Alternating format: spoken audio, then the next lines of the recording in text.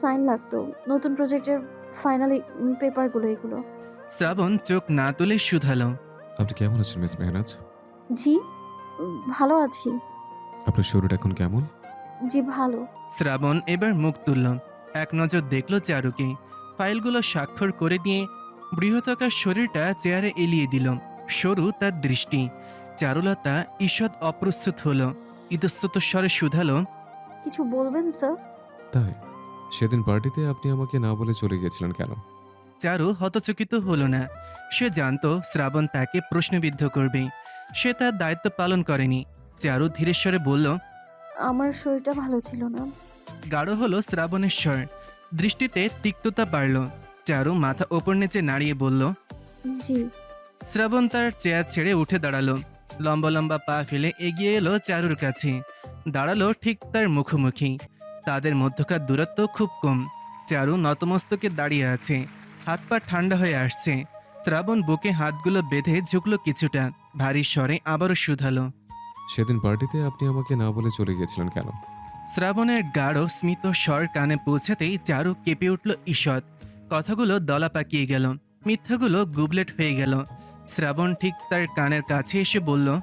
আমার মানুষ আমার থেকে কিছু লুকালে আমার ভাল লাগে না মিস মেহনাজ। আমি কিছু লুকাইনি। সত্যি? চারু ভাষা খুঁজে পেল না। অস্থিরতা অনুভব হলো ভেতরে। বুকটা কাঁপছে যেন। অনুভূতি এমন যেন নকল করতে যে হুট করেই ধরা পড়ে গেছে। অথচ সে কোনো নকল করেনি। শ্রাবণ তার কপালে আঙুল ঠেকিয়ে বলল। আপনি কি জানেন আপনি খুব বাজে মিথ্যুক? আমি শেষবার মতো জিজ্ঞেস করছি, কেন আমাকে না জানিয়ে চলে গিয়েছিলেন? বললে কি হতো? বাস্টারটাকে বুঝিয়ে দেওয়া হতো শ্রাবণ তালুকদার মানুষদের ছোঁয়ার পরিণাম। চারু মাথা তুলে তাকালো। শ্রাবণের গাঢ় নয়ন তার মাঝে নিবদ্ধ। দৃষ্টিটা বড্ড বিচিত্র। জলজল করছে আগুনের লেলিহান শিখার মতো। চারু ধীরস্বরে বলল। থাক না স্যার, যা হয়ে গেছে সেটা তো হয়েই গেছে। যা হয়ে গেছে সেটা যেন কখনো না হয় সেটার জন্য বলছে। আগামীবার যেন অন্যের থেকে আমার জানতে না হয় মিস মেহরাজ। সেক্রেটারি হিসেবে আমার দায়িত্ব যেমন আপনার, বস হিসেবে আপনার দায়িত্ব আমার। আমার মানুষকে কেউ আঘাত করবে তা আমার সহ্য হয় না।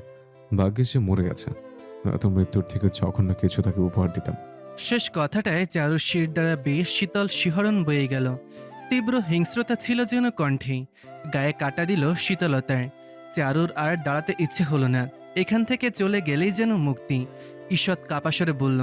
আমি আমার চেয়ারে যাই স্যার। আমি না বললে কি করবেন? জি। চারুর চোখগুলো বড় হয়ে গেল। তার চোখ মুখ ফ্যাকাশে বর্ণ ধারণ করল। শ্রাবণের আচরণ তাকে এলোমেলো করে দিচ্ছে। অচেনা লাগছে এই চেনা জল্লাদকে। শ্রাবণ বাঁকা হাসল। মৃদুস্বরে বলল। যান। চারু এলোমেলো পায়ে দ্রুত প্রস্থান করতেই চাইল, কিন্তু সেখানেই বাঁধল গোল। স্বাক্ষরকৃত ফাইলগুলো নিতে যেয়ে তড়িঘড়িতে শ্রাবণের গরম কফির মগে ধাক্কা লাগলো। আর কফি শুদ্ধ মগ মেঝেতে পড়ে ঝনঝন করে চূর্ণ বিচূর্ণ হয়ে গেল। ঘটনায় বিমূঢ় হয়ে কিছুক্ষণ চেয়ে রইল চারু। তার মুখখানা চুপসে গেল। শ্রাবণ অবিচলিত। সে এক দৃষ্টিতে তাকিয়ে রয়েছে চারুর দিকে। চারুর চটজলদি ভাঙা মগের কাজ হাতে তুলে দিতেই হাতে কাজ বিঁধল। চিনচিনে ব্যথায় চোখ মুখ কুচকে গেল তার। আঙুল কেটে ঝরঝরে পড়ল রক্তিম লহুধারা। শ্রাবণ এবার খপ করে তার হাতখানা ধরল, টেনে তুলল চারুকে। তার চোখের দিকে তাকাতেই চারু ভাষাশূন্য হয়ে গেল। কিছু বলতে পারল না। শ্রাবণ তাকে একরকম টেনে বসালো সোফাতে। চারু রক্তাক্ত হাত তখন শ্রাবণের বিশাল হাতের মাঝে। চারু হাতটা সরাতে চাইলে শ্রাবণের কড়া স্বর কানে এলো। একদম নড়বেন না, ঝিম মেরে বসে থাকুন। আঙুলে বিঁধে থাকা ক্ষুদ্র কাচের অংশটা খুব সাবধানে বের করলো শ্রাবণ। ধীরে ধীরে ডেটল লাগিয়ে দিল। খুব সাবধানে আঙুলে ব্যান্ডেজ লাগালো। চারু জুবুথুবু হয়ে বসে রইল। সে লজ্জিত। তার অসাবধানতার জন্য শ্রাবণের মগটাও ভেঙে গেল। ফাইলগুলো ভিজে গেল। কাজ বাড়ল শুধু শুধু। হঠাৎ কানে এলো। আমার সামনে ঠোঁট কামড়াবেন না মিস মেহরাজ। আমি এমন কিছু করিনি যে ঠোঁট কামড়াতে হবে। সাবধানে কাজ করবেন, মনে রাখবেন আপনি আমার অধিক গুরুত্বপূর্ণ মানুষ। চারু ফ্যাল ফ্যাল করে চেয়ে রইল। অস্পষ্ট স্বরে শুধালো। জি। আপনি সেক্রেটারি, আপনার কাছে হলে আমার কাজ হ্যাম্পার হবে। ও আপনি কোন কিছু ভেবেছিলেন? চারু দ্রুত মাথা নাড়িয়ে বলল। না। এখন কি আমার কাছেই থাকবেন? জি। বলছি এখানে থাকবেন নাকি নিজের চেয়ারে যাবেন? যদি এখানে কাজ করে ইচ্ছে থাকে আমি আপনার ডেস্ক এখানে অ্যারেঞ্জ করে দিচ্ছি। সাথে সাথেই দাঁড়িয়ে পড়ল চারু। তোতলাতে তোতলাতে বলল। আমি আসছি স্যার। বলেই একরকম ছুটে পালালো যেন সে। শ্রাবণের ঠোঁটে বাঁকা হাসি প্রসারিত হলো। সে একদৃষ্টিতে তাকিয়ে রইল চারুর দিক। চারু, চারুলতা, কেবল তার চারুলতা, কেবল এবং তারই চারুলতা। বিকেলের পড়ন্ত সূর্য যখন ডোবার প্রস্তুতিতে ব্যস্ত, একটা দীর্ঘ মিটিং শেষ করে অবশেষে বের হলো শ্রাবণ এবং চারু। খুব দামি একটা রেস্টুরেন্টের প্রাইভেট কামরা বুক ছিল। টানা 2.5 ঘন্টা মিটিংয়ের পর অবশেষে বেশ বড় একটা ডিল ফাইনাল হলো। এতে কোম্পানির বিশাল অঙ্কের লাভ। দুপুরের খাবারটাও ক্লায়েন্টের সাথেই করেছে তারা। চারু হাত টানা দিল। তার এখন অফিসে ফেরত যেতে ইচ্ছে করছে না, কিন্তু অফিস টাইম এখনো শেষ হয়নি। শ্রাবণের মাঝে ক্লান্তির লেশ নেই, মুখমণ্ডলে কোনো ক্লেশ নেই। শার্টের হাতাখানা গুটিয়ে বলল, মিস মেহনাজ, নেক্সট শিডিউল কি? আপাতত কোনো শিডিউল নেই। নতুন প্রজেক্ট সাইটে একবার ভিজিটের কথা বলেছিলেন, আজ যাবেন? কিন্তু এখন তো সন্ধে হয়ে এসেছে স্যার। শ্রাবণ ঘড়ির দিকে তাকালো। পূর্বাচল যেতে যেতে সন্ধ্যা হয়ে যাবে, সাইটের কাজ কিছুই দেখা যাবে না। কিছু একটা ভেবে বলল, অফিসে চলুন। এখন অফিসে যাবেন?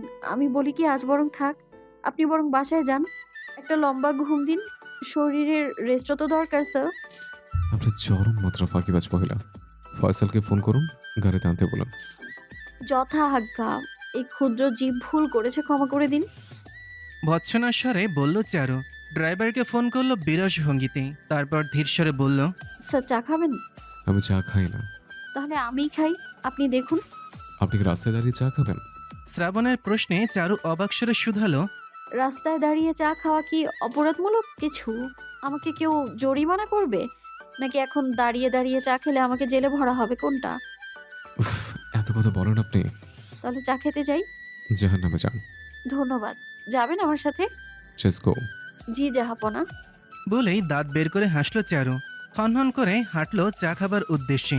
চায়ের দোকানে 1 কাপ দুধ চা অর্ডার করলো। চা আসলে সে আয়েশ করে চা খেলো। এদিকে যে সময় পেরিয়ে যাচ্ছে তাতে তার ভ্রুক্ষেপ নেই। আয়েশ করে চা খেয়ে চায়ের বিল চুকালো সে। 20 মিনিট হয়ে গেছে। জল্লাদ নিশ্চয়ই রাগে লাল বেগুনি হয়ে গেছে। এখন না গেলে আকাশ বাতাস কাঁপিয়ে হুঙ্কার ছাড়বে। ফলে যাবার জন্য পা বাড়ালো চারু। ঠিক তখনই একটা পরিচিত কণ্ঠে থমকে গেল চারুর পৃথিবী। বিমূঢ় দৃষ্টিতে চাইল, যখন সে চিরচেনা কণ্ঠে বহুকাল পর সে শুনল। চারু স্থবির নয়নে তাকিয়ে রয়েছে তার সামনে দাঁড়ানো পুরুষটার দিকে। সেই মুখশ্রী, সেই কণ্ঠ, সেই নমনীয়তা। শুধুমাত্র সময়ের চক্রটাই বদলে গেছে। যে মানুষটার একসময় তার হাসির কারণ ছিল, আজ সে কেবলই একদলা ধূসর স্মৃতি। সেই স্মৃতিটাকে আয়েশ করে কোনো এক বিকেলে ওলটপালটে কেবল দেখা যায়। চারুর হাত পা শক্ত হয়ে গেছে, চায়ের স্বাদটাও গলায় তিক্ত লাগছে। চারু নিজেকে সামলালো, কোনো উত্তর দিল না। তার অনেক ব্যস্ততা। এমন ভঙ্গি করে সে পা বাড়ালো যাবার জন্য। তখনই পেছন থেকে তার হাত টেনে ধরলো মানুষটা। বিষণ্ণ স্বরে বলল, কথাও বলবে না চারু? আমাদের কথা বলার সম্পর্ক কি আছে রুশান? রুশান থমকালো। তার চোখে মুখে বিষণ্ণতা গাঢ় হলো, তবে হাতখানা ছাড়ল না। স্মিত স্বরে শুধালো, আজ আমাদের সম্পর্কটার শেষটা তুমি টেনেছিলে। চারু মৃদু হাসল, হাতটা ছাড়ালো রুশানের থেকে। খুব হালকা গলায় বলল, তুমিও তখন আমাকে আঁকড়ে ধরনি রুশান, যেতে দিয়েছো আমায়। চারু দাঁড়িয়ে রইল না। তার অন্তঃস্থল ভার হয়ে আসছে, নিঃশ্বাস নিতে কষ্ট হচ্ছে। অবিচলিত থাকায় অভিনয়টা হয়তো বেশিক্ষণ করা সম্ভব হবে না। এখনই চোখ থেকে গড়িয়ে পড়বে পানি। তার দৃঢ় ব্যক্তিত্বটা হয়তো নষ্ট হয়ে যাবে। চারু দ্রুত পা চালালো। পেছনে একরাশ দীর্ঘশ্বাস নিয়ে দাঁড়িয়ে রইল তার অতীত। শ্রাবণ ঘড়ি দেখছে, তার চোখ মুখে বিরক্তি। মেয়েটা কখন গিয়েছে, এখনো আসছে না? চা খেতে কত সময় লাগে? চারুকে যেতে দেওয়াটাই ভুল ছিল, বলা উচিত ছিল। আমার সামনে দাঁড়িয়ে থাকো। বিরক্তিতে যশসূচক শব্দ উচ্চারণ করলো শ্রাবণ। ড্রাইভারকে কঠিন স্বরে বলল। মিস মেহরাজকে খুঁজে নিয়ে আসো। ড্রাইভার তৎক্ষণাৎ চারুকে খোঁজার জন্য প্রস্তুত হয়ে গেল, কিন্তু তাকে কোথাও যেতে হলো না।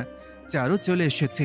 তাকে এক নজর নিপুণভাবে দেখে নিল শ্রাবণ। চারুর মুখ ফুলে গেছে, চোখ ভেজা, চোখের কাজল বিশ্রীভাবে লেপটে গেছে, নাক লাল হয়ে আছে, শ্বাসসজ্জা এলোমেলো। মুখ ধুয়ে এসেছে সে, তবুও তার দৃষ্টিতে বিষণ্ণতা। চিৎকার করে নিজের অস্তিত্ব জানান দিচ্ছে। শ্রাবণ খুব শান্ত স্বরে শুধালো। Are you okay miss Mehraj? Charu মাথা নাড়ালো। শ্রাবণের চোখ ছোট হয়ে গেল। মেয়েটা মিথ্যা বলছে। শ্রাবণ খুব একটা উদ্বেগ দেখালো না। ড্রাইভারকে বলল, মিস মেহরাজের বাসায় চলো। চারু একটু অবাক হলো, উদ্ধরান্ত কণ্ঠে শুধালো, অফিসে যাব না? না, মুড নেই। আর কোনো কথা হলো না দুজনের মধ্যে। সারাটা রাস্তা চারু চুপ করে বসে রইল। আকাশ মেঘলা, বৃষ্টি হবে হবে করছে, ঠান্ডা বাতাস বইছে, নুয়ে পড়ছে রাস্তার ধারে চিকুন গাছগুলো। চারুর বাড়ির সম্মুখে গাড়ি থামলো। চারু নামলো, ধন্যবাদ জানালো নত মস্তক হয়ে। শ্রাবণ তার দিকে তাকিয়ে রইল। সে ততক্ষণ অব্দি অপেক্ষা করলো যতক্ষণ চারু বাড়ির ভেতর চলে না যায়। চারুর ঘরের পর্দাটা এখনো দেওয়া। শ্রাবণ কিছুক্ষণ তাকিয়ে রইল, তারপর গম্ভীর আদেশ দিল ড্রাইভারকে। চলো। চারু ঘরে আসতেই গা এলিয়ে দিল বিছানাতে। তার শরীর চলছে না, মনটা খুব আবেগপ্রবণ হয়ে আছে, চোখ ঝাপসা হয়ে যাচ্ছে বারে বারে। রুশান আখতাব, ছেলেটা তার জীবনের এক বিশাল অংশ জুড়ে ছিল। তার সাথে ভয়ঙ্কর প্রেম ছিল চারুর। ভয়ঙ্কর প্রেম, যে প্রেম মস্তিষ্কে সম্পূর্ণ নাস্তানাবুদ করে দিতে পারে। তাদের পরিচয় হয়েছিল কলেজে। রুশান চারুর সমবয়সী। তাদের প্রথম কথা বলা শুরু হয়েছিল কোনো একটা নোটের বাহানায়। চারু মনোযোগী ছাত্রী, প্রথম বেঞ্চে বসে সুন্দর করে নোট করা ছিল তার অভ্যাস। যেমন তেমন নোট করতো না সে, একেবারে সুন্দর করে নানা রঙের কলম দিয়ে, হেডলাইন দিয়ে নোট করতো সে। তার কাছে থাকতো নানা রঙের কলম, সেই কলম ছড়িয়ে থাকতো বেঞ্চের ওপর। সবগুলোর মুখটা খোলা, তার মনোযোগ নিবদ্ধ স্যারের দিকে। স্যারের বলা এক একটা শব্দ সে খাতায় তুলত। তার এই স্বভাবের জন্য তার নাম হলো নোটকুমারী। রোশনের বন্ধুমহল ছিল পৃথিবীখ্যাত ফাজিলের দল। তারা ক্লাসে কখনো কলম আনতো কিনা সন্দেহ। একটা খাতায় থাকতো সবার সামনে, সেই খাতা ঘুরে ঘুরে 9 জনের সামনে যেত। অথচ স্বভাবের একেবারে অমিল দুইটা মানুষ একে অপরের প্রেমে হাবুডুবু খেল। যে সে প্রেম না, আকণ্ঠ ডুবে যাওয়া, আবেগের জোয়ারে একে অপরকে ভাসিয়ে দেওয়ার মতন প্রেম। প্রেমের সূত্রপাত যে কবে হয়েছে সেটা হয়তো চারু বলতে পারবে না। রুশান হুট করে একদিন তার পাশে এসে বসল, মুখে হাত দিয়ে বলল, এই নোটকুমারী, ক্যাশ ফ্লোটা বুঝিয়ে দাও। চারু হতভম্ব চেয়ে রইল, তারপর চোখ মুখ কুঞ্চিত করে তীক্ষ্ণ স্বরে বলল, স্যার যখন পড়া ছিল কি করছিলে তখন? তোমাকে দেখছিলাম। আচ্ছা, তুমি এত সুন্দর কেন বলো তো? আমি তো স্যারের দিকে কনসেন্ট্রেট করতেই পারছি না। এত সুন্দর হতে কে বলেছে তোমাকে? আমি জগতের চিন্তা ছেড়ে দিয়ে তোমাকে দেখি শুধু। চারু লজ্জা পেল। ঠোঁটকাটা ছেলে রুশান, এর সাথে কথা বলে লাভ নেই, তাই সে তাকে পড়াটা বুঝিয়ে দিল। রুশান তার দিকে চেয়ে রইল, বড্ড বেলেহাজ পুরুষ, দৃষ্টি হৃদয় কাঁপিয়ে দেয়। চারু ক্যাশফুলও বুঝিয়ে বলল, বুঝেছো? তোমার নাম্বারটা দিবে? বাড়ি যেয়ে যদি ভুলে যাই তাহলে ফোন দিয়ে ক্লিয়ার হবে। আমি কাউকে নাম্বার দিই না। ছি ছি, এত ক্ষিপ্ত হতে হয় না। নাম্বার চেয়েছি, কিডনি নয়। অবশ্যই আমি কিডনি চাইবো না, শুধু তোমার হৃদয় চাইবো। দিবে আমাকে? অশ্লীল ছেলে। চারু চোখ গরম করে চাইল। রুশান ভুরুক্ষেপ দেখালো না, তার চোখের দৃষ্টি আগের মতো। সে নির্লজ্জের মতন চারুর গাল টিপে দিল, হাসতে হাসতে বলল, এত রেগো না তো। রাগলে আমার তোমাকে চুমু খেতে ইচ্ছা করে। সবার সামনে চুমু খেলে তুমি তো লজ্জা পাবে। চারুর দৃষ্টিতে কাঠিন্য বাড়ল। রুশান সেই দৃষ্টিকে বুড়ো আঙুল দেখিয়ে চলে গেল। ছেলেটা কোথা থেকে তার নাম্বার জোগাড় করলো চারু বুঝতে পারল না। প্রথমে হোয়াটসঅ্যাপে খোঁচাখোঁচা শুরু হলো। বড্ড অদ্ভুত অদ্ভুত কথা বলতো ছেলেটা। একদিন বলল, এই চারু, তোমাকে চুমু খেতে খুব ভালো লাগছে, হৃদয় জ্বলছে। চারু সেই মেসেজ দেখে মাথায় হাত দিয়ে ফেলল। তারা চুমু কখন খেলো? সে উত্তর দিল, কি অশুভ কথা, আমাকে চুমু খেলে কখন? এই তো মাত্র। হ্যাঁ? ভয় পেলে? যাক, ভয়ের জন্য কথা তো বললে, ভয় পেও না। আমি সিগারেটের ফিল্টারে তোমার নাম লিখে তার ঠোঁটের ফাঁকে রেখেছি। অর্থাৎ আমি তোমাকে ঠোঁটের ফাঁকে রেখেছি, সেই অর্থ তো তোমাকে চুমু খাচ্ছি। চারু হেসে ফেলল। নির্লজ্জ ছেলেটার এই অদ্ভুত অদ্ভুত কথার মায়ায় পড়ে সে নাস্তানাবুদ হলো। একটা সময় এই কথা বলা অভ্যাস হয়ে গেল।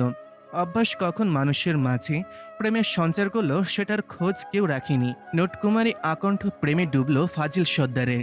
ধীরে ধীরে প্রেমের বেড়া জালে নিজেকে অর্পণ করেছিল তারা। পৃথিবী নিয়ে ভাবতে নারাজ তারা দুজন। তাদের বিস্তার তখন নিজেকে আপন কল্পনা মহলে। সেই কল্পনা মহলে চির ধরল। কালবৈশাখীর তীব্র ঝাপটা এসে তাদের সেই সুন্দর মুহূর্তগুলোকে ছিন্ন ভিন্ন করে দিল। এক গধূলিতে অচেনা নাম্বার থেকে ফোন এলো। খুব দ্বিধান্বিত হয়ে ফোন ধরল চারু। ওপাশ থেকে খড়খড়ে এক মহিলার কণ্ঠ। এটা কি চারুর নাম্বার? জি, আমি চারু বলছি। আমি রোশানের আম্মা বলছি। চারু থতমত খেল। উত্তেজনা তার মস্তিষ্কে শূন্য করে দিল। সে নিঃশ্বাস নিতে ভুলে গেল যেন। আমতা আমতা করে বলল, আসসালামু আলাইকুম আন্টি। ওয়ালাইকুম সালাম। চারু চুপ করে রইল। কি বলবে বুঝতে পারছি না। রুশানের আম্মু একটু থেমে বলল, দেখো চারু, আমার ঘুরিয়ে পেঁচিয়ে কথা বলার ইচ্ছে নেই। যা বলবো সোজা সাপটা। রোশান আমার বড় ছেলে, সে আমার অহংকার। আমি অনেক স্বপ্ন দেখি তাকে নিয়ে, তাই আমি চাই না সে এখন এসব নোংরামিতে জড়াক। প্রেম করার জন্য জীবন পড়ে আছে, আগে ভবিষ্যৎ। রোশান ফেলের পর ফেল করছে। আমার ছেলে এত খারাপ ছাত্র নয়। আমি তো ভেবেই পাচ্ছি না সমস্যা কোথায়।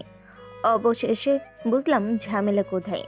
তুমি আমার ছেলের ভবিষ্যৎ নষ্ট করছো, তাই আমি চাই তোমরা আর যোগাযোগ না করো। বন্ধু আমাদেরও ছিল, কিন্তু পড়াশোনা আগে। তোমার পাল্লাই আমার ছেলের ভবিষ্যৎ, ক্যারিয়ার সব নষ্ট হয়ে যাচ্ছে। আমি চাই না আমার ছেলে গোল্লায় যাবে, আমি সেটা দেখব। এমনটা হবে না। মহিলার এমন কথায় হতবিহম্বল হয়ে বসে রইল চারু। ছোটবেলা থেকে তার আত্মসম্মান প্রবল। রোশনের রেজাল্ট খারাপের সাথে চারুর কোনো যোগসূত্র নেই। সে তো নিজেই তার ভবিষ্যৎ সম্পর্কে অসচেতন। ফলে রোশনের আম্মার কথাগুলো প্রবলভাবে আত্মসম্মানে আঘাত হানল চারুর। প্রেমের গভীরত্বের মধ্যেও ফাটল ধরল। রোশনকে বলতেই সে স্বাভাবিক স্বরে বলল, মায়ের কথায় কান দিও না। উনি আমাকে যা নয় তাই বলবে, আমি কাম দিব না? না, দিবে না। উনিও কিন্তু ভুল কিছু বলেননি। তুমি যদি আজ সুন্দর করে পড়াশোনা করতে, তাহলে উনি আমাকে কথা শোনাতেন না? চারু, আমি দুটো প্রেমের কথা শুনতে ও বলতে এসেছি, ঝগড়া করতে আসিনি। এসেছই কেন? আমি তোমাকে কখনো বলিনি আমার প্রেমে পড়ো। এখন প্রেমে করে অন্যায় হয়েছে? হয়েছে, 100 বার হয়েছে। আর তোমার আম্মু আমার নাম্বার পেলেন কোথায়? উনি এইভাবে আমাকে কঠিন কথা বলার সুযোগ পেয়েছেন তোমার জন্য। তুমি নিজের ভবিষ্যতের প্রতিও অসচেতন, অথচ দায়ভার আমার নিতে হচ্ছে কেন? রোশন নিরুদ্বেগ স্বরে বলল, এখন কি প্রেম করতে হলেও ক্লাসে ফার্স্ট হতে হবে? তুমি ফাজলামো ছাড়ো রুশান, আমি সিরিয়াস। আমার অসহ্য লাগে তোমার এইসব ফাজলামো। তোমার আম্মু এখনই আমাকে অপছন্দ করে না। আমাদের ভবিষ্যৎটা কোথায় গিয়ে দাঁড়াবে চিন্তা করেছো কখনো? হ্যাঁ শালা, একটু প্রেম করবো তাও শান্তি নেই। ফ্যাচর ফ্যাচর, এত খারাপ লাগলে আমার সাথে প্রেম করছে কেন? রোশনের রুক্ষ কথায় আহত হলো চারু। বিষণ্ণ কণ্ঠে বলল, ভুল করেছি। সম্পর্কের বিচ্ছেদটা সেদিন ঘটেনি, ঘটেছিল আরও পরে, যখন তিক্ততার শিখরে উঠে গিয়েছিল। রোশন তাকে আটকানোর প্রচেষ্টাও করেনি। বিচ্ছেদটা যত সহজ ভেবেছিল, ততটা সহজ ছিল না চারুর জন্য। মায়ের বেড়াজাল তার হৃদয়কে প্রতি মুহূর্তে কাঁদাতো। সেই কান্নাগুলোর সাক্ষী এই চার দেয়াল। চারু নিজেকে ভাঙতে দেয়নি, সকলের সম্মুখে স্বাভাবিক থেকেছে, কিন্তু আড়ালে নিজের দুঃখগুলোকে গড়লের মতন গিলতে হয়েছে তাকে। আজও তাই হচ্ছে। অতীতের সেই স্মৃতিগুলো আবার তার ক্ষত হৃদয়টাকে আঘাত করছে। চোখ ভিজে আছে চারুর, চোখে রাজ্যের ঘুম। কখন ঘুমিয়ে পড়লো হুঁশ রইল না। শাওয়ার ছেড়ে একটা সাদা টি শার্ট গায়ে দিল শ্রাবণ। চুল মুছিনি, পানি গড়িয়ে পড়ছে ঘাড়ে, গলাবে। রুমে একটা মৃদু পাওয়ারের বেগুনি আলো। আলো সহ্য হচ্ছে তার। সে এসে তার রকিং চেয়ারে বসলো, কোলে ল্যাপটপটা রাখলো। তখনই ফোন বেজে উঠল কর্কশ স্বরে। বিরক্তি নিয়ে ফোন ধরল শ্রাবণ। ওপাশ থেকে শুনল কিছু। শ্রাবণ সহজ গলায় বলল, যা ইচ্ছে করো। ফোন রেখে দিল। ল্যাপটপের ডেস্কটপে চারুর একটা ছবি। সে হাতে ভর দিয়ে চোখ বুজে আছে নিজ টেবিলে। ছবিটার দিকে এক নয়নে তাকিয়ে রইল শ্রাবণ। তার দৃষ্টির ধার কমল, ছলকালো এক নেশা ঘোর। একা একাই বলল, তুমি কাঁদছিলে কেন চরলতা? কার জন্য? শুক্রবার দিন, চারু আজ বাসায়, অফিস ছুটি। শ্রাবণও তাকে আজ কোনো কাজে ডাকেনি। জলাদ শুক্রবার ব্যস্ত থাকবে, তাই চারুকে কড়া নির্দেশ দিয়েছে যেন তাকে ফোন না দেয়। চারু মনে মনে বলল, তোমাকে আমি ফোন দিব, খেয়ে কাজ নেই আমার? এর মধ্যেই এক অদ্ভুত ঘটনা ঘটল।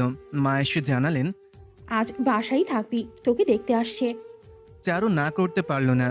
মেয়েদের বিয়ে দেওয়ার স্বপ্ন সব বাবা মার থাকে। চারুর বাবা মা ব্যতিক্রম নন। ছেলেপক্ষ নাকি চারুকে এক কাপড়ে নিয়ে যাবেন। ছেলে খুব ভালো চাকরি করে। মা বাবা খুবই আনন্দিত। চারু প্রথমে নির্বিকার থাকলেও বেশিক্ষণ থাকতে পারল না, কারণ ছেলেটা আর কেউই নয় বরং রোশন। চারু অবাক হলো। তার মনে হলো মাটি কাঁপছে, সে এখনই পড়ে যাবে।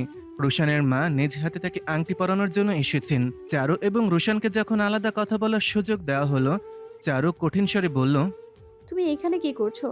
তুমি বলেছিলে না আমি তখন তোমাকে আটকাইনি। হ্যাঁ, আটকাইনি, কারণ আমার যোগ্যতা ছিল না। আজ আমার সেই যোগ্যতা আছে, তাই আজ তোমাকে আটকাতে চাই। এখন তো তোমাকে কেউ বলবে না তুমি আমার জীবন নষ্ট করেছো। চারু তাকিয়ে রইল রুশানের দিকে। হৃদয় কাঁপছে তার, চোখ ভিজে যাচ্ছে। খুব আনন্দে হৃদয় ভরে উঠছে যেন। সে অপেক্ষায় ছিল রুশানের, হয়তো ছিল। চারুকে খুব হাসি খুশি লাগছে। শ্রাবণ স্থির দৃষ্টিতে তার দিকে তাকিয়ে আছে। তার সামনে একটা মিষ্টির প্যাকেট, দামি মিষ্টি। সে মিষ্টি খায় না, চারুলতা সেটা জানে। ফলে হালকা স্বরে বলল, এগুলো কি? আমি জানি আপনি মিষ্টি খান না স্যার, কিন্তু আমি চাই আপনি মিষ্টিটা খান। আমার বিয়ে ঠিক হয়েছে স্যার, এই মিষ্টি তার। শ্রাবণ মিষ্টি পছন্দ করে না, তবু একটা মিষ্টি ভেঙে একটু খেলো। তার চেহারার ভাব বদলালো না, চোখ জোড়া শান্ত সরবের মতন স্থির। চারু মিষ্টির প্যাকেটটা সাথে সাথে গুটিয়ে ফেলল। শ্রাবণ কিছু সময় তার দিকে তাকিয়ে রইল, অতঃপর উত্তাপহীন স্বরে শুধালো। আপনি কি খুশি এই বিয়েতে? চারু থমকালো, বিমূঢ় স্বর ফুটে উঠল চোখ মুখে। শ্রাবণ তার দিকে তাকিয়ে আছে, নির্বিশেষ দৃষ্টি। চারু প্রকাশ করল না, কিন্তু সূক্ষ্ম দ্বিধার রেশ তার চোখে পরিলক্ষিত হলো। শ্লেষ্মার স্বরে বলল, নিজের পছন্দের মানুষের সাথে বিয়ে হচ্ছে স্যার, খুশি হব না কেন? মানুষের মন খুব জটিল জানো, তার মাঝে মাঝে বুঝতে পারে না তারা আদপি তারা চায় কি। যাক, শুনে ভালো লাগলো। আপনি হ্যাপি? বিয়েটা কবে হচ্ছে? সামনের মাসে। আপনার উডবি হাজবেন্ডের আপনার চাকরি এবং তার রেগুলেশনের সাথে কোনো সমস্যা নেই তো? চারু মাথা দুপাশে নাড়িয়ে বলল। না স্যার। কিন্তু তাকে আত্মবিশ্বাসী ঠেকল না। আবছা সন্দেহ ছিল যেন কণ্ঠে। শ্রাবণ দৃষ্টি সরিয়ে নিল, ল্যাপটপে দৃষ্টি ঠেকিয়ে রেখেই বলল, congratulations and best of luck best of luck. For your new life. চারুর ঠোঁট বিস্তৃত হলো। সে রুম থেকে বেরিয়ে গেল। ঘরময় নিস্তব্ধতা। শ্রাবণের চোয়াল শক্ত হয়ে গেল, নিদারুণ কাঠিন্য মুখশ্রীতে ছেয়ে গেল। চোখ জোড়া জ্বলছে যেন, ক্লান্তিতে ডুবন্ত চোখ জোড়া লাল হয়ে আছে। ঘুম হয়নি বলে কি এমন অনুভূতি? গলার কাজটা তেতো লাগছে। সিংহের মুখ থেকে শিকার কেড়ে নিলে তার মনস্থিতি যেমন অসহনীয় এবং ক্ষুব্ধতাপূর্ণ হয়ে যায়, শ্রাবণের অবস্থাও ব্যতিক্রম নয়। জোরে ল্যাপটপের কিবোর্ডের ব্যাকস্পেস চাপতে লাগলো সে। মনে জ্বলন্ত অগ্নির রসের শিকার হলো যেন সেই নির্জীব কি বাটনটা। আজ প্রকৃতি বেপরোয়া কিশোরের মতন উশৃঙ্খল হয়ে উঠেছে। অনিয়মেই তার তাণ্ডব শুরু হয়েছে। তীব্র বাতাসের ধুলো মিশে ধুলোঝড় সৃষ্টি হয়েছে। ঢাকা শহরের রাস্তার সৌন্দর্য বর্ধনের জন্য মাথা উঁচিয়ে থাকা গাছগুলো মাথা নত করে ফেলেছে অবদ্ধ প্রকৃতির জেদে। মনে হচ্ছে কোনো কিশোর ছোকরার থেকে তার খেলনাটা কিনে নেওয়া হয়েছে, যার ফলে সে জেদ ধরেছে সব তছনছ করে দেবে। পশ্চিম আকাশে সূর্যটা ঢলে পড়তেই এই তাণ্ডব খেলা। এদিকে বিপাকে পড়ল চারু। ধুম করে বৃষ্টি শুরু হলে সে হয়ে যাবে নিরুপায়, কারণ তার কাছে ছাতা নেই। আজ ভাগ্যক্রমে বিকেলের দিকেই জল্লাদের থেকে মুক্তি পেয়েছে। জল্লাদ তার নিজের ব্যক্তিগত কাজের জন্য অফিস থেকে বেরিয়েছে। এখন বাসায় যাবে, লম্বা একটা গোসল দেবে, তারপর বের হবে রুশানের সাথে। গয়না, ব্লাউজ, পেটিকোটের মাপও দিতে হবে। রুশানের মা খুব পুরনো ধাঁচের মহিলা। তিনি মোটেও আগ্রহী নন হবু বউকে বগল দাবা করে শপিং করতে। এটা অবশ্য চারুর জন্য ভালোই হয়েছে। শ্রাবণের ধারালো দৃষ্টিতে ঝাঁঝরা তো হতে হবে না। বাড়ি আসতে আসতেই মেঘেদের কান্না শুরু হয়ে গেছে। ধরণী ভিজে গেছে তাদের অশ্রুতে, মাটি সুধা গন্ধ নাকে আসছে। মোটামুটি ভিজেই বাসায় ঢুকলো চারু। ঘরে ঢুকতেই ধাক্কা খেলো। ঘরের চিত্র বদলে দিয়েছেন মা, পর্দা পাল্টে দিয়েছেন, সোফায় নতুন কভার চড়িয়েছেন। একটা লাল কার্পেট বেতের সোফার সামনে দেখতে পেল চারু। ডাইনিংয়ে নতুন একটা টেবিল ক্লথ। চারুর বুঝতে বাকি রইল না এসবের হেতু কি। মেয়ে বিয়ে দিচ্ছেন, ঘর পরিপাটি হবে, সেটাই স্বাভাবিক। কিন্তু চারুর ব্যাপারটা ভালো লাগছে না। চাপাসরে শুধালো, এগুলো কি মা? তুমি তো দেখছি আমাদের ঘরকে তাজমহল বানিয়ে দিয়েছো। সুন্দর লাগছে না? রুশানের মা দেখলে নিশ্চয়ই চোখ সরাতে পারবেন না। সেদিন একটু মুচকুচকা ছিলেন, এরপর দিন আসরে ওনার চোখ কপালে উঠে যাবে। আমি আসলে ব্যাকের, আমার উচিত ছিল এগুলি প্রথমেই করা। শাক দিয়ে মাছ ঢেকে তো লাভ নেই মা। ওনার যদি আমাকে ওনার বাড়ির বউ করতে হয়, আমাকে পুরোপুরি দেখেই ওনাকে সিদ্ধান্ত নিতে হবে। আমার বাবার অবস্থা মেনেই সিদ্ধান্ত নিতে হবে তাকে। তুই রেগে যাচ্ছিস কেন? আমি রাখছি না মা। আলবৎ রাখছিস, মা তোর, হাড়ে হাড়ে চিনি তোকে। চারু ছোট্ট একটা নিঃশ্বাস ছেড়ে বলল, বেশ, আমি রাখছি। কেন রাখবো না মা? তুমি তাই দেখাতে চাইছো যা আমরা নই। আচ্ছা, এই টাকা পেলে কোথায়? ঘর দেখে তো মনে হচ্ছে বেশ খরচ করেছো। চারুর মা মিয়ে গেলেন। চারু এবার কিঞ্চিত রুক্ষস্বরে বলল, মা, আমি কিন্তু দেনা করে বিয়ের পক্ষপাতী নই। বলেই পা বাড়ালো নিজের ঘরে। গলা থেকে ওড়নাটা খুলে ভেজা শরীরে গা এলিয়ে দিল বিছানায়। খুব ক্লান্ত লাগছে তার। এই ক্লান্তির কারণ সে জানে না। মনের ভেতর এক বিষণ্ণতা ছেয়ে আছে। সব কেমন মূর্ছিত বেরং লাগছে। অথচ চারুর এখন হওয়া উচিত ছিল পৃথিবীর সবচেয়ে সুখী তরুণী, তার জীবনের প্রথম পুরুষ, যে কিনা তার হৃদয়ে ঝড় তুলে সবকিছু তোলপাড় করে দেয় তীব্র আবেগের ঢেউয়ে। যার বিরহে চারুর জীবনে বিষাদের কালবৈশাখী এসেছিল, কিছুদিন পর সেই পুরুষ তার একান্ত রূপে জীবনে আসছে।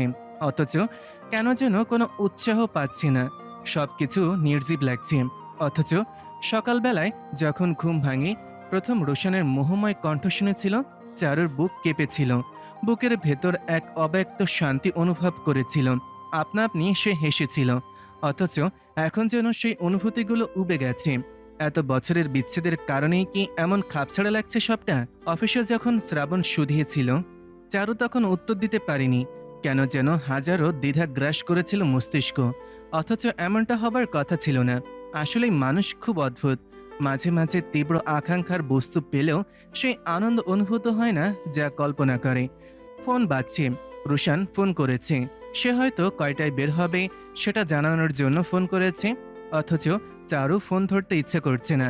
তার ঘুম পাচ্ছে। চোখের পাতাগুলো বন্ধ হয়ে আসছে। মনে হচ্ছে কত রাত সে বিনিদ্র ছিল। রাতের আকাশে মেঘ জমেছে। চাঁদহীন আকাশটা আরো বেশি কালো লাগছে। বৃষ্টির পর ঝিরঝির বাতাসে প্রকৃতি শীতল হয়ে আছে। গরমের কোনো লেশ নেই। এমন আবহাওয়া ঘুমের জন্য একেবারে উপযুক্ত। গলা অবধি কম্বল টেনে ঘুমিয়ে থাকা যায়। এ যেন স্বর্গীয় প্রাপ্তি। অথচ চারু সে সুখের ঘুম বলে দিয়েছে। ল্যাম্পপোস্টের নিচে একদলা হলুদ আলোর নিচে সে দাঁড়িয়ে রয়েছে। রুশান বলেছে দেখা করতে। স্বর্ণের দোকানে আজ না গেলে বিয়ের আগে গয়না কেনা হবে না। প্রায় আধা ঘন্টা হয়ে গেছে, অথচ রোশনের আসার নাম নেই। ফোন দেবার উপায় নেই, কারণ সংযোগ দেওয়া সম্ভব হচ্ছে না। চারু রাগ হচ্ছে। বাসায় চলে যেতে ইচ্ছে করছে, কিন্তু ওখানে মায়ের হাজারটা প্রশ্নের উত্তর দিতে হবে। এর চেয়ে দাঁড়িয়ে থাকা ভালো। হঠাৎ চারুর সামনে একটা সিএনজি থামলো। রোশন সিএনজি থেকে নামতেই লজ্জিত স্বরে বলল, বসের একটা কাজে আটকে গিয়েছিলাম। আজকে বের হওয়ার দরকারই ছিল না তাহলে। রাগ করো না প্লিজ। ভাড়া চুকিয়ে চারুর সম্মুখে দাঁড়িয়ে তার গাল হালকা টিপে বলল, ওয়েদারটা কি রোমান্টিক দেখছো? চলো আজ বরং আমরা রিক্সায় ঘুরি, তোমার তো খুব পছন্দ। রুশান কাছে আসতেই তার গা থেকে মেয়েলি পারফিউমের ঘ্রাণ নাকে বিঁধল চারুর। এই পারফিউমটা সে ব্যবহার করে, ফলে সংশয় শুধালো। তুমি কি আজকাল মেয়েদের পারফিউম ইউজ করছো? রুশান কিঞ্চিত অপ্রস্তুত হলো যেন। আমতামতা করে বলল, না তো। তাহলে তোমার গা থেকে মেয়েদের গন্ধ আসছে কেন? রুশান নিশ্চিন্ত হতে গা শুকল। তার কপালে সমান্তরাল রেখা সাথে সাথেই কুঞ্চিত হলো। খানিকটা ঝাঁঝের স্বরে শুধালো, তুমি কি আমাকে সন্দেহ করছো? অদ্ভুত, এটা খুবই সাধারণ প্রশ্ন। রুশান তেতস্বরে বলল, শোনো চারু, বিয়ের আগেই এমন সন্দেহ করছো, তাহলে বিয়ের পর তো হাতে খুন্তি নিয়ে দৌড়ানি দিবে। যেমনটা ভাবছো তেমন কিছুই না। আজকে একটা অফিসে পার্টি ছিল, ইনচার্জ সবাইকে নিয়ে গিয়েছিলেন। এর মধ্যে আমার এক কলিগ ব্যালেন্স না রাখতে পেরে আমার উপর পড়ে গিয়েছিল। ও অনেক কড়া পারফিউম ব্যবহার করে, তাই হয়তো। চারু আর প্রশ্ন করল না। তার মনের ভেতরের খচখচানিটাকে টাইম প্লিজ করেই বলল, আমি এমন কিছুই ভাবছিলাম না। রুশান তার চিবুক ধরে মুখখানা সামান্য উঁচিয়ে বলল, আমাদের বিয়ে হতে যাচ্ছে চারু, একটু বিশ্বাস রেখো। রোমান্টিক মুডের 13টা কিভাবে বাজাতে হয় সেই ব্যাপারে তুমি একবারে পিএইচডি করে ফেলেছো। এখন চলো জুয়েলারির দোকানে যাই। রুশানের মা খুঁজে খুঁজে একটা 3 ভরির হার পছন্দ করলেন। চারু সোনার প্রতি আকর্ষণ কম। সোনা দেখলেই পালে যাবার মতন মেয়ে সে নয়, কিন্তু হবু শাশুড়ির ওপর কথা বলতেও পারছিল না। বিয়ে যত সাধারণ হয় ততই মঙ্গল। এতে চারুর পরিবারের ওপর চাপটা কম পড়ে। রুশান যখন বিল করতে বসলো, তখন দেখা গেল তার কার্ড কাজ করছে না। কি বিপদ! রুশানের কাছে টাকাও নেই বলে খুব লজ্জিত স্বরে বলল, চারু, তুমি কি একটু সাহায্য করতে পারবে? আমার কাছে তো এত টাকা নেই। কিছু কি হবে? চারুর কাছে নিজের ডেবিট কার্ড আছে, যাতে 30,000-এর মতন টাকা আছে। মাস শেষ হয়নি। চারু খুব নিচু স্বরে বলল, এটা আমার মাস চলার টাকা রুশান। মাসের এখনো 15 দিন বাকি, এটা দিলে আমার হাতে কিছুই থাকবে না। আমি তো ধার নিচ্ছি, কালই দিয়ে দেব। মা ভুলে টাকার ব্যাগ রেখে এসেছে, আমার কার্ড কাজ করছে না। তুমি না দিতে চাইলে সমস্যা নেই, আমরা অন্যদিন গহনা অর্ডার দিয়ে দিব। চারু এক দফা রোশানের মায়ের দিকে তাকালো। তিনি বেজার মুখ করে বসে আছেন, ফলে চারু না করতে পারল না। অর্ডার দেওয়ার জন্য তাকেই টাকা দিতে হলো। রোশান যদিও বারবার আশ্বস্ত করছিল, আমি কালই তোমাকে টাকা ফেরত দিব, চিন্তা করো না। তবুও চারুর চিন্তা কাটল না। বাবার চাকরি নেই, পেনশনের টাকা আটকে আছে বহুদিন। সব ধার শোধ করেছে চারুর চাকরির জন্য। সংসার চলে তার টাকায়। বিয়ে উপলক্ষে মা মামাদের কাছে নিজের জমি জমা দিয়েছেন। নিজের পুরনো গয়না বদলিয়ে একটা গলার হার আর কানের দুল গড়িয়েছেন। বাবা ধার করেছেন যেন ছেলের বাড়ির লোকের কাছে মান থাকে। চারু বাবা মার উৎসাহকে মাটি করতে চায় না। সে ভেবেছিল আগামী 2-3 মাসে সব পরিশোধ করে দেবে, কিন্তু এখন তাকে ভাবতে হচ্ছে বিয়ের কেনাকাটার মধ্যে যে আনন্দ থাকে সেটা কেমন ফিকে লাগলো চারুর। গয়নার দোকান থেকে বেরিয়েই বলল, রুশান, কাল আমার অফিস আছে, আমি আজ বাসায় যাই, আন্টি আসছি। বলেই হাঁটা দিল সে। একা একাই বাসে উঠে পড়ল। রুশানের অপেক্ষা করল না। শ্রাবণের কাছে একটা আবেদন জমা দিল চারু। 3 লাখ টাকার একটা লোন। এত লোন মাত্র কয়েক মাস কাজ করা কর্মচারীকে দেওয়া হয় না। শ্রাবণ তির্যক দৃষ্টিতে চাইল চারুর দিকে। চারু হাত কসলাচ্ছে, একটু পরপর ঠোঁট ভেজাচ্ছে। শ্রাবণ শীতল স্বরে শুধালো, এত টাকা কেন? ঋণ করে বিয়ে করবেন?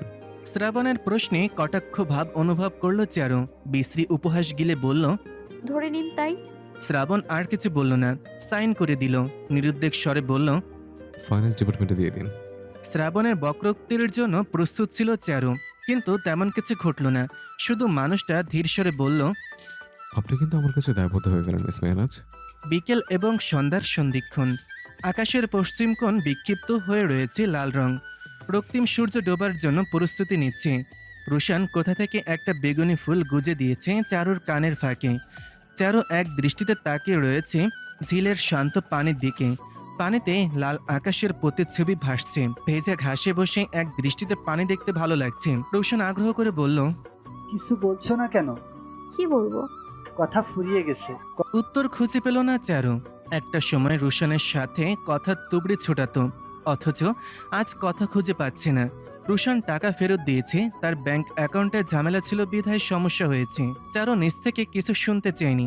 রুশান যতটুকু বলেছে সেটুকুই জেনেছে। সে নিজেকে দ্বিধায় জড়াতে চায় না। নতুন সম্পর্ক শুরু করবে, এর মাঝে খচখচে ভাব আনতে চায় না। তবুও মন অশান্ত, তাই শান্তস্বরে শুধালো, রুশান, একটা কথা জিজ্ঞেস করি? কর। তুমি আমায় কেন বিয়ে করছো? কারণ আমি তোমাকে ভালোবাসি। কথাটা মনোপুত হলো না চারুর। সব কেমন ধোঁয়াশা লাগছে যেন। রুশানের ফুপা তাদের ঘটকালি করেছেন, তার মানে রুশান এর পূর্বেও অনেক মেয়ে দেখেছে। সে কি জানতো চারুর সাথেই তার বিয়ে হচ্ছে?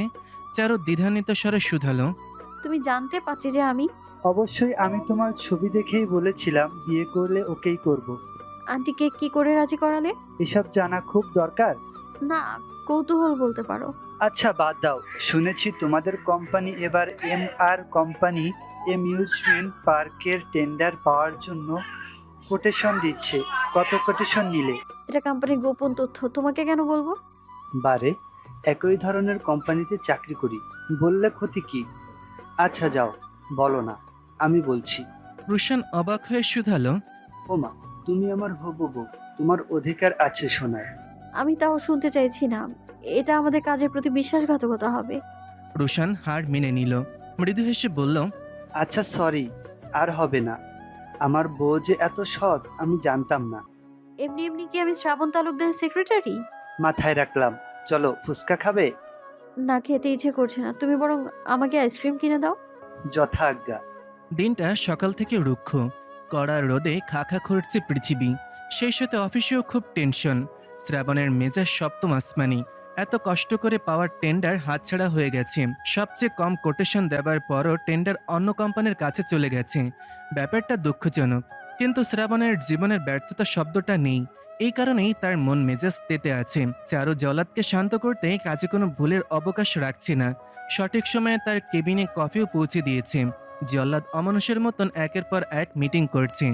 প্রতিটা স্টাফ আতঙ্কিত, কেন ডিপার্টমেন্ট নেই যে তার কবলে পড়েনি। ইতিমধ্যে বিকেল হয়ে গেছে। দুপুরের খাবার খাওয়ার সুযোগ হয়নি চারুর। খিদেতে পেট জ্বলছে। ফলে জল্লাদের রুমের কাচের দরজায় মৃদু টোকা দিল সে। শ্রাবণ তখন কাজ করছিল। মাথা তুলে চাইতেই চারু শুকনো গলায় শুধালো, আসবো স্যার? আমি আপনাকে ডাকতাম, আসুন। শ্রাবণের কথায় রোষের রেশ। চারু দুরু দুরু মন নিয়ে প্রবেশ করলো। স্মিতস্বরে বলল, কোনো দরকার? আপনার তো বিয়ে, তাই না? বিয়ের জন্য কি টাকার অনেক প্রয়োজন? বুঝলাম না স্যার। আমাদের রাইভাল কোম্পানি কোটেশন ফাঁস করার জন্য আপনাকে কত টাকা দিয়েছে মিস মেহনাজ? চারু বেকুবের মতন দাঁড়িয়ে রয়েছে। মস্তিষ্ক কাজ করছে না। কি শুধাবে বুঝতে পারছে না। শ্রাবণ তীক্ষ্ণ ধারালো দৃষ্টিতে সর্বাঙ্গে ছ্যাঁকা দিচ্ছে। বারবার চোখে আঙুল দিয়ে যেন বলে দিচ্ছে, তুই বিশ্বাসঘাতক। অথচ চারু কিছুই করেনি।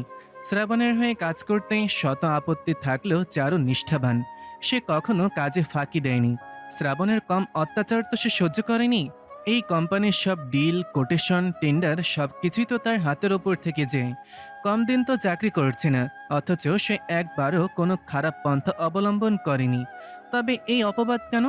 চারু অপমান গিলে দরাস্বরে বলল, আমি 1 টাকাও খাইনি স্যার। না, আমি আমাদের কন্ডিশনের কথা কোনো কাউকে ফাঁস করেছি কখনো। আমি আমি হয়তো অর্থনৈতিক মন্দায় থাকতে পারি, কিন্তু আমি লোভী বা দুর্নীতিবাজ নই। আচ্ছা, শ্রাবণের ঠোঁটে বিদ্রুপের হাসি। চেয়ার ছেড়ে এগিয়ে এলো সে। চারুর মুখোমুখি এসে টেবিলে হেলান দিয়ে দাঁড়ালো। তাচ্ছিল্য ভরে বলল, তাহলে আমাকে ছবিটার ব্যাখ্যা দিতে পারবেন? বলেই একটা ছবি টেবিলের ওপর রাখলো। চারু কৌতূহল বশত ছবিটা দেখতে এগিয়ে গেল। ছবিতে সে, রোশান এবং রোশানের বন্ধু সরব। তিনজনের হাস্যোজ্জ্বল মুখ। যে দেখবে সেই ভাববে না জানি কত বছরের পরিচিত, অথচ সেই দিনই প্রথম পরিচয় সরবের সাথে। ছবিটা কোটেশনের আগের বিকেলের। রোশান আগ্রহ করে পরিচয় করাতে চাইল তার বন্ধুদের সাথে। সরব ছাড়াও সেখানে অনেক স্কুল বন্ধু ছিল রোশানের।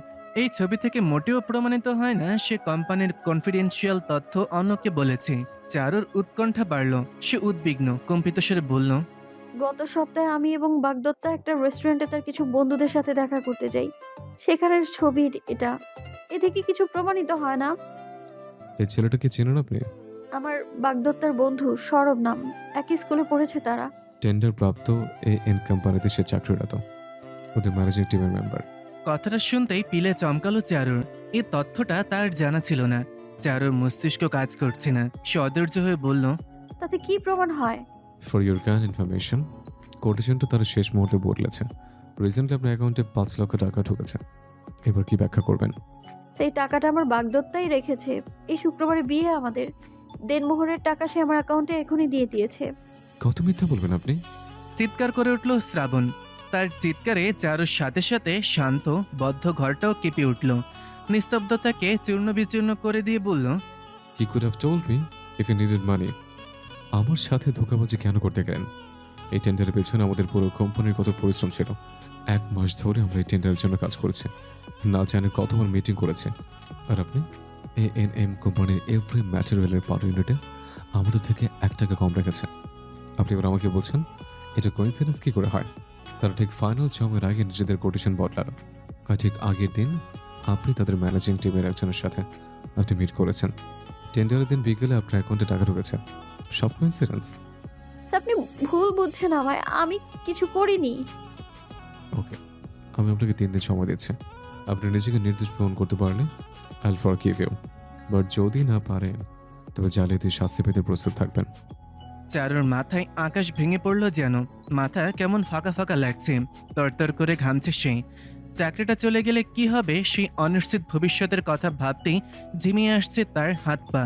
তার কাছে কোনো প্রমাণ নেই যে সে জালিয়াতি করেনি, অথচ শ্রাবণের কাছে যথেষ্ট কারণ আছে তাকে অবিশ্বাস করার। শ্রাবণের ক্রূর নয়নে নিজের প্রতি শুধু অবিশ্বাসী দেখতে পেল চারু। নতমস্তকে বেরিয়ে গেল ঘর থেকে। 3 দিনে কি করে নিজেকে নির্দোষ প্রমাণ করবে সে? ছাদের কোনায় দাঁড়িয়ে আছে চারু। মনটা বড্ড অশান্ত। আকাশে মেঘ জমেছে, বাতাস ছেড়েছে। একটু পর ধরিত্রী ভিজে যাবে অসময়ের বর্ষণে, অথচ চারু নিরুত্তাপ। অফিস থেকে ফিরেছে 7টা নাগাদ। গোসল করেছে অনেক সময় ধরে। মা খেতে বললেও তার ক্ষুধা নেই। বাড়িতে ফুপারা এসেছে। আগামী শুক্রবার বিয়ে। বিয়ের আয়োজন পুরোদমে চলছে, অথচ চারুর কিছু ভালো লাগছে না। রুশানের সাথে যোগাযোগ হচ্ছে না। সে ফোন ধরছে না। হাতে সময় মাত্র 72 ঘন্টা। সে নিজেকে কি করে নির্দোষ প্রমাণ করবে? কিছুই মাথায় আসছে না। রুশান যখন তার অ্যাকাউন্টে 5 লাখ টাকা দিয়েছিল তখনই নিষেধ করা উচিত ছিল। দেনমোহরের টাকা পরে দিলেও সমস্যা হতো না। চারু আবার ফোন দিল রোশনকে। এবার ফোন ধরল সে। সাথে সাথেই চারু চোটে প্রশ্ন করলো। কোথায় ছিলে তুমি? কখন থেকে ফোন করছি তোমায়? ওপাশ থেকে নিষ্প্রিয় স্বর। ব্যস্ত ছিলাম, সামনে বিয়ে, কাজের কি অভাব আছে? বলো কি বলবে। তুমি কোথায় এখন? রুশান চুপ করে গেল। আশেপাশে শোরগোল শোনা যাচ্ছে। রুশান একটু একরোখা স্বরে বলল, কি কাজ সেটা বলো। রুশান, আমি মস্ত বড় বিপদে পড়ে গেছি তোমার বন্ধু আর তোমার জন্য। আমার চাকরি নিয়ে টানাটানি, আমার উপর জালিয়াতি মামলা অবধি হতে পারে। কি বলছো এসব? আমি ঠিক বলছি। বসের ধারণা আমি কোটেশন লিক করেছি। এর বিনিময়ে আমি তাদের কাছ থেকে টাকা খেয়েছি। আমার মাথায় কিচ্ছু ঢুকছে না। Please help me out. আমার ইনোসেন্সের কোনো প্রমাণ নেই আমার কাছে। তোমার বন্ধু সৌরভ যে টেন্ডার প্রাপ্ত কোম্পানিতে চাকরি করে সেটা আমি কি করে জানবো? তুমি প্লিজ সৌরভের সাথে আমায় কন্ট্যাক্ট করার ব্যবস্থা করে দাও। একমাত্র ওই আমায় হেল্প করতে পারবে। চারুর কণ্ঠ ধরে আসছে। কথা গোছাতে কষ্ট হচ্ছে। মাথা কাজ করছে না একেবারেই। ওপাশের মানুষটাকে চিন্তিত লাগলো না, বরং নিরুত্তাপ স্বরে বলল, আচ্ছা দেখি কি করা যায়। দেখছি মানে কি? You have to do something. Shraban Talukdar আমায় ছেড়ে দিবেন না। ওনার জায়গায় আমি হলে আমিও এমন স্টেপ নিতাম। একটা রেডকে তো আর কোম্পানিতে রাখা যায় না। Please do something Roshan. এখানে আমি কি করতে পারি চারু? মানে কি? আমি এত বড় ঝামেলায় পড়েছি আর তুমি বলছো আমি কি করতে পারি? এখানে আমার মান সম্মানের ব্যাপার। বিনা দোষে আমার চাকরি যাবে। আমার উপর মামলা হতে পারে। You know how corporate works. তুমি এতটা গা ছাড়া ভাব কি করে দিচ্ছ? সৌরভ কিন্তু তোমারই বন্ধু। সেদিন তুমি জোর না করলে আমি কখনোই যেতাম না। তুমি নিজে কেয়ারলেসপনার দায়ভার আমার উপর চাপাচ্ছ? সিরিয়াসলি চারু? চারু স্তব্ধ হয়ে গেল। রোশনের এমন আচরণ অকল্পনীয় ছিল। বিশাল বড় ধাক্কা লাগলো যেন। ওপাশ থেকে রোষ মিশ্রিত স্বর কঞ্চিত নরম হলো। রোশন একটু থেমে বলল, সরি চারু, আমি আসলে অনেক প্রেশারে আছি। প্লিজ মাইন্ড করো না। আমি সৌরভের সাথে কথা বলছি, ডোন্ট ওয়ারি। চারু উত্তর দিল না। রোশন আবার বলল, সরি চারু, আমি বুঝতে পারছি তোমার অবস্থা। একটু সবুর করো, আমি সৌরভের সাথে কথা বলে তোমাকে জানাচ্ছি। রোশন ফোন কেটে দিল। চারু এখনো পুতুলের মতন দাঁড়িয়ে রয়েছে। মনটা কেমন ঝিমিয়ে এসেছে। নিজেকে বড্ড অসহায় লাগছে। মনে হচ্ছে একটা শক্ত কাজ যদি তার পাশে থাকতো তাহলে হয়তো এতটা অসহায় লাগতো না। চারু সর্বদা আত্মনির্ভরশীল মেয়ে। পৃথিবীতে তুমি একা এসেছ, যার সময়ও তোমাকে একাই যেতে হবে। পুলসিরাত একা পার করতে হবে। কবরের প্রশ্নের সম্মুখীন একাই হতে হবে। তাহলে অন্যের ওপর ভরসা করে কি লাভ? অথচ আজ মনে হচ্ছে একজন মানুষ খুব প্রয়োজন। যখন মন ঝিমিয়ে আসবে, নিজের ওপর বিশ্বাস হারিয়ে যাবে, সব দিকে অন্ধকার হয়ে যাবে, সেই মানুষটা বলবে আমি আছি। শ্রাবণের সামনে যেত লজ্জা লাগছে যেন চারুর। কোনো এক অজানা কারণে নিজেকে দোষী মেনে নিয়েছে সে। কারণ তার কাছে নিজেকে নির্দোষ প্রমাণ করার কোনো উপায় নেই। সৌরভ অফিসের কাজে চট্টগ্রাম গিয়েছে বলে জানিয়েছে রোশন। কোনো উপায়ে সৌরভের সাথে যোগাযোগ করতে পারছে না চারু। ফেসবুক, ইনস্টাগ্রাম, কোনো স্থানে সে নেই। 2 দিন চলে গেছে চোখের পলকে। আজ 3য় দিন। চারু নতমস্তকে শ্রাবণের সামনে গেল। টেবিলে একটা খাম রাখলো। শ্রাবণ চোখ তুলে পূর্ণ দৃষ্টিতে তার দিকে তাকালো। গভীর স্বরে বলল, এটা কি মিস মেহরাজ? আমার রেজিগনেশন লেটার। হোয়াট? চারু ধরা স্বরে বলল, আমি কোনো দোষ করিনি স্যার, কিন্তু নিজেকে নির্দোষ প্রমাণ করার কোনো ওয়ে আমার নেই। 5 লক্ষ টাকাটাও সত্যি আমার বাগদত্তাই আমায় দিয়েছে। এই যে ব্যাংক স্টেটমেন্ট, এটা আমার বাগদত্তা অ্যাকাউন্ট। সৌরভকে আমি সেদিনই কেবল দেখেছিলাম। ও এখন চট্টগ্রামে, নয়তো আমি ওর সাথে কথা বলে সব সর্ট আউট করে নিতাম। আমি কোম্পানি থেকে লোন করেছি, আমার চাকরির এখনো মেয়াদ ফুরায়নি। আমাকে জরিমানা দিতে হবে, আমি কষ্ট করে হলেও দিয়ে দিব। শুধু প্লিজ আমার নামে মামলা করে দিবেন না। আমি আমি জানি আমি অহেতুক আবদার করছি, কিন্তু দয়া করে আমার নামে মামলা দিবেন না প্লিজ। শ্রাবণ স্থির দৃষ্টিতে চেয়ে রইল। চারু ফুপিয়ে ফুপিয়ে কাঁদছে। তার চোখে কাজল লেপটে গেছে। কথা দলা পাকিয়ে যাচ্ছে। নাক টানছে একটু পরপর। শ্রাবণের দৃষ্টি নরম হলো। চেয়ার ছেড়ে তার সামনে দাঁড়ালো। একটা রুমাল এগিয়ে দিয়ে বলল, you know miss Mehraj, you are a downright foolish woman. Charu ফেলফেলে চেয়ে রইল। রুমালটা সে নিল না। শ্রাবণ তার হাতে রুমালটা দিয়ে বলল, চোখ মুছুন, বিশ্রী লাগছে আপনাকে। চারু দ্রুত রুমালটা নিল। শ্রাবণ নির্বিকার চিত্তে তাকিয়ে রইল।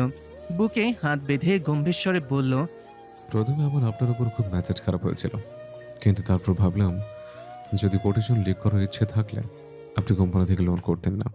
আমি ভেবেছিলাম আপনি তো বুদ্ধিমান, নিজে দাবি করেন, হয়তো নিজ থেকে সবটা ধরতে পারবেন। বাট আমি ভুল। মানে?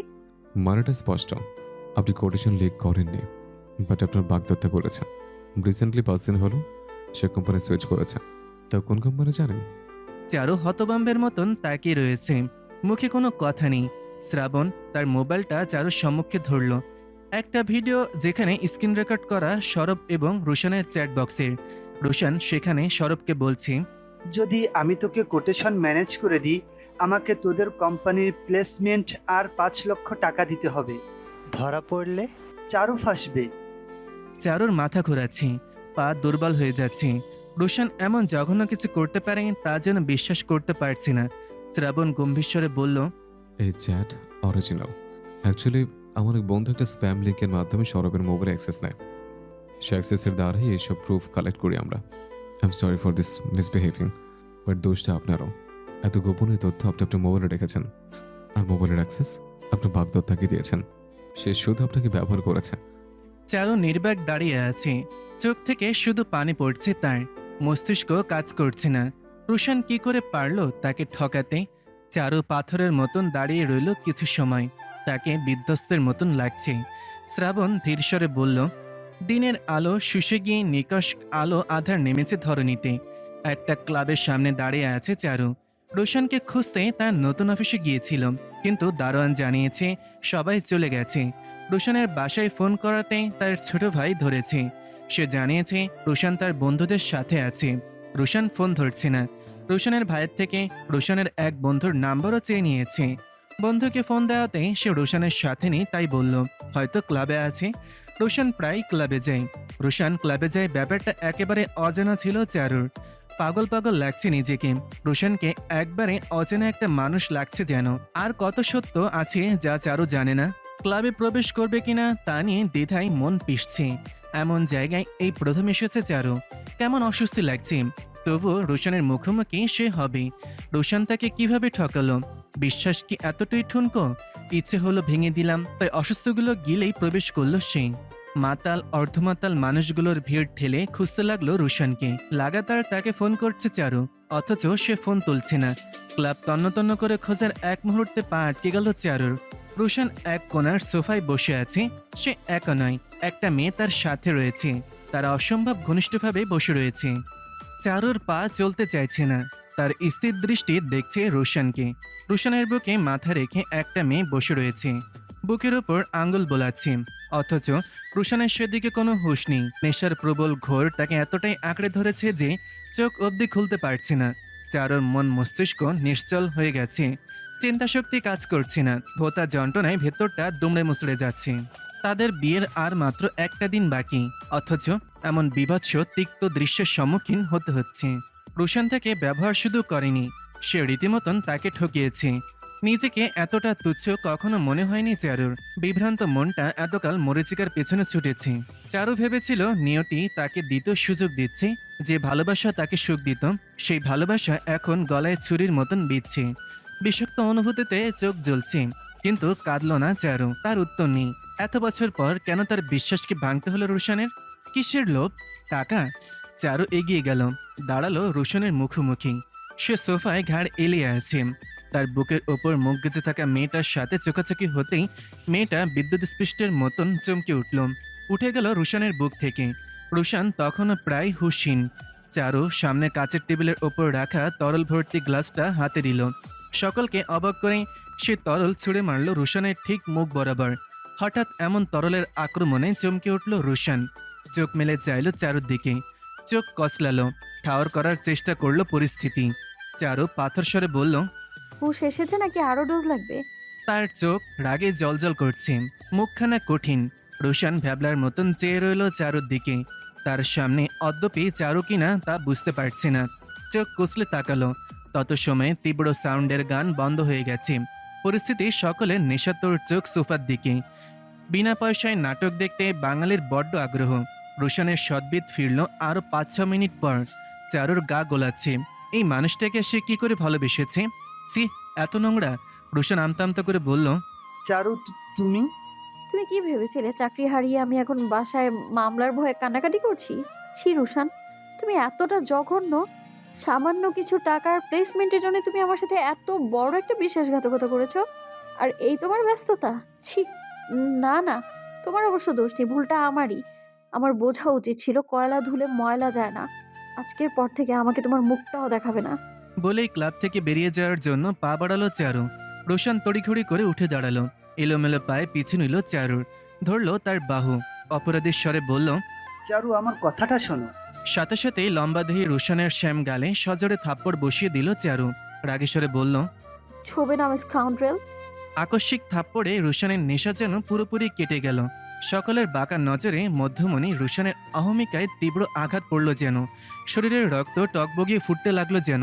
মাথার শিরাগুলো দপদপ করছে।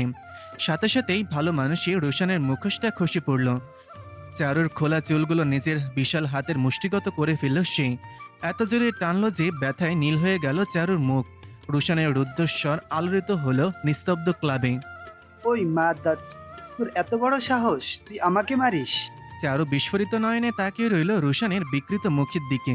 স্তব্ধ হলো সে। নিজেকে ধিক্কার জানাতে ইচ্ছা করছে। সে সত্যি মানুষ চেনে না।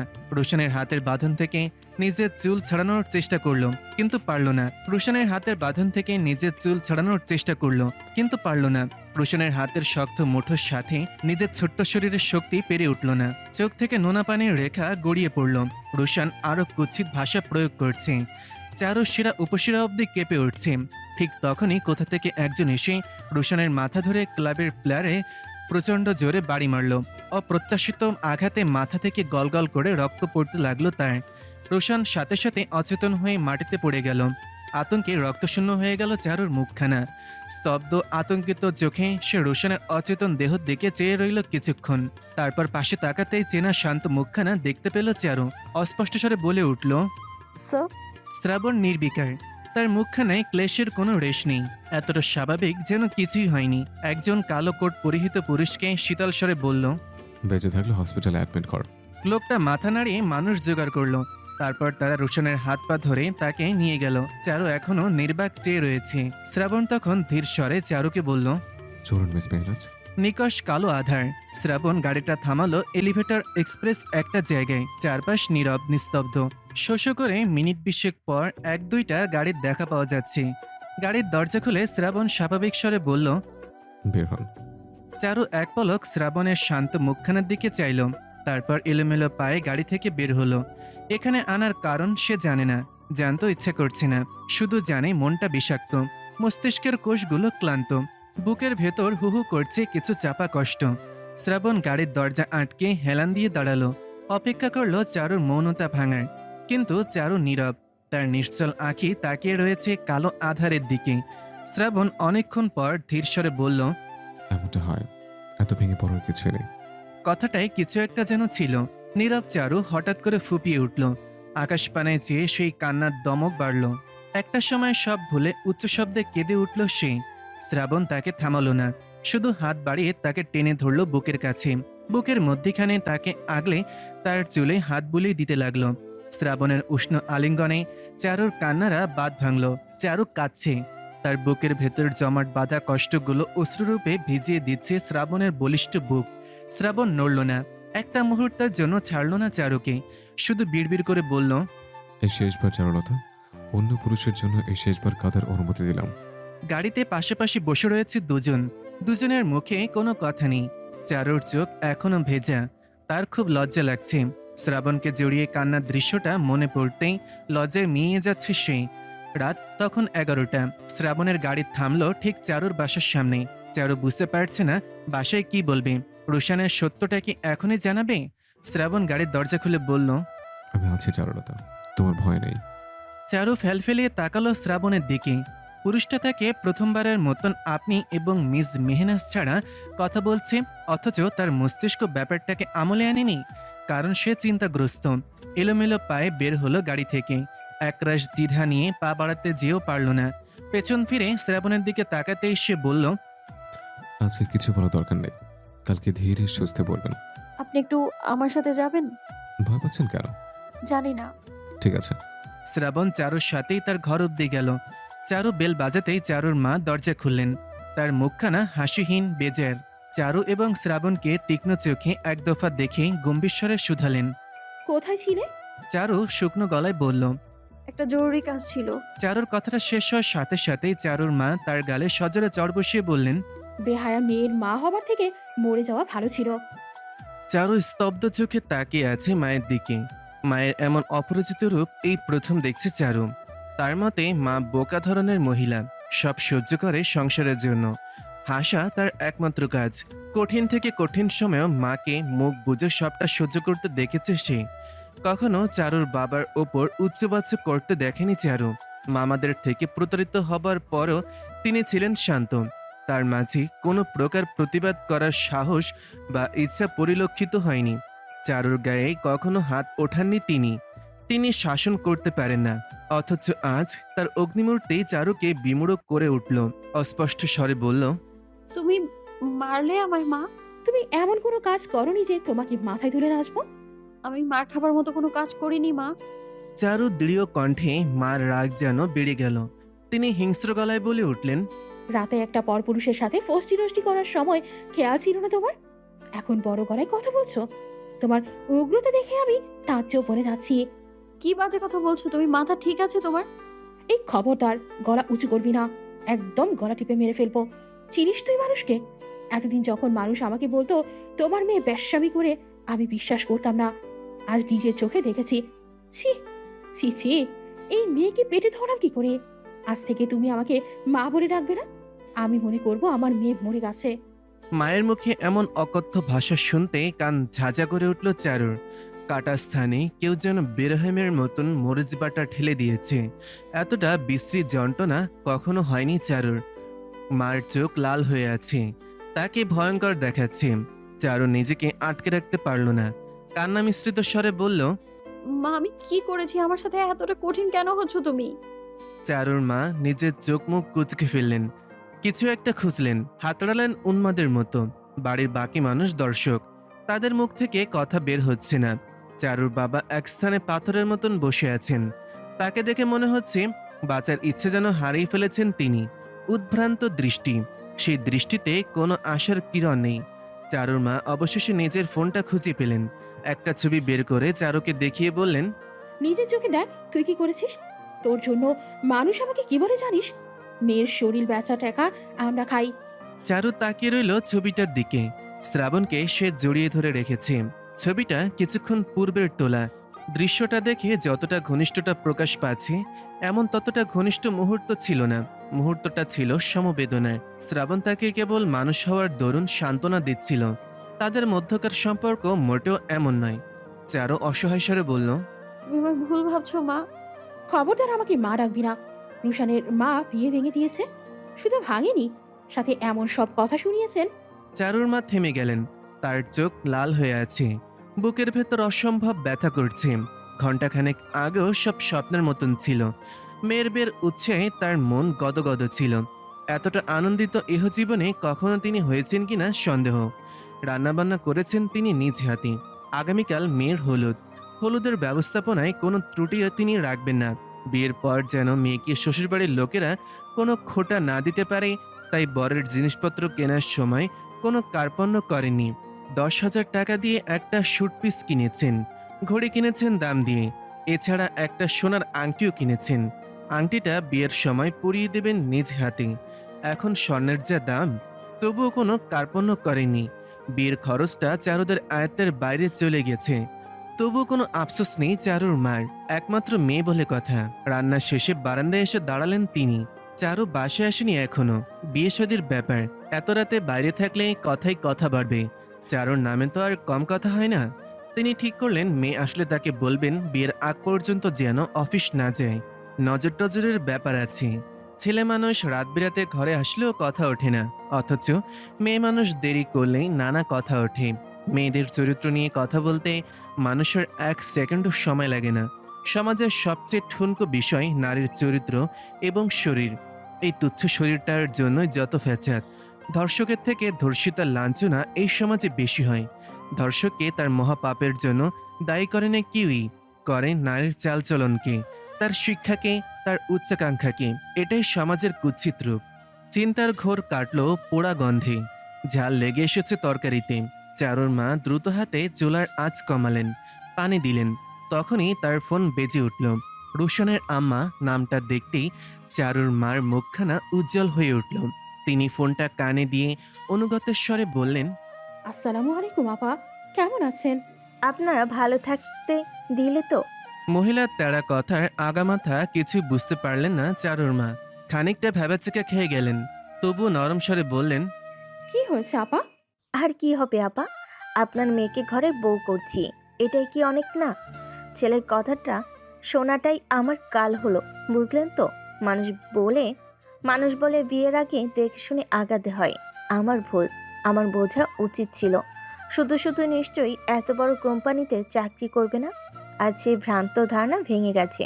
শুনুন আপা, আমাদের একটা সম্মান আছে, সমাজে থাকি, ছেলেকে ভালোবাসি, তাই একটা নোংরা মেয়েকে তার জীবনে আনতে পারি না।